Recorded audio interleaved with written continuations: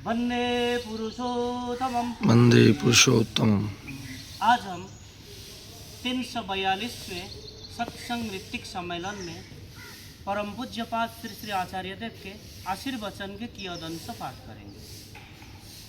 बात बात में ठाकुर एक दिन कह रहे हैं, कहते कहते मेरा गला छिल लिया, गले की नली में छेद हो गया, सुपारी का टुकड़ा तक सीधे अंदर चला जाता है, फिर भी तुम लोगों में चेतना नहीं आई।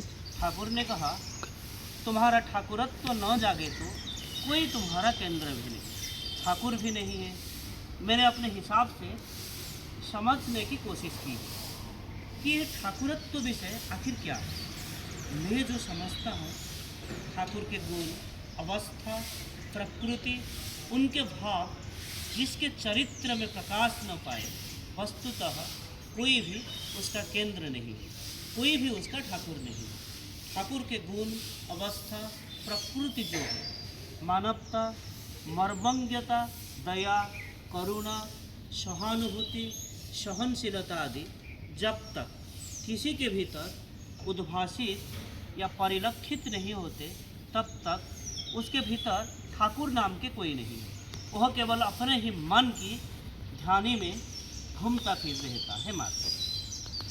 हरी कर्ज से जर्जर एक व्यक्ति, चारों तरफ से कर्जदारों की ताकीद से उसका सिर लगभग खराब होने की स्थिति में था। मुक्ति का मार्ग खोजने वो ठाकुर बाड़ी आया और उससे कहा गया, जाओ घर वापस जाकर ठाकुर का काम करो। जो कुछ भाग्य में है तुम मन प्राण से ठाकुर को पकड़े रहो, उपाय जरूर सूझेगा। उसने वही किया और प्रतिदिन वह ठाकुर के काम में घूमना शुरू किया और सर्वदा केवल ठाकुर की बातें ही सोचते चला। यह जो वो ठाकुर को पुकार रहा है, ठाकुर के चिंतन में ही क्रमशः उसके मन के भीतर वो ऋण, दीनदारी से जुड़ी जो कुछ असंगत कचरा, जो सुख भरी चिंताएं थी, वे नियंत्रित होना शुरू हो गए और एक स्थान पर स्थिर होना शुरू हुई और मन में एक बंधाव आ गया।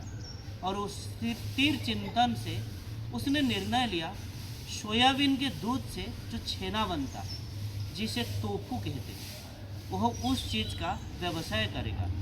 और देखा गया कि इस व्यवसाय को करके कुछ ही वर्षों में एक एक करके सारे ऋण चुकाकर वो अब लखपति भी बन गया है।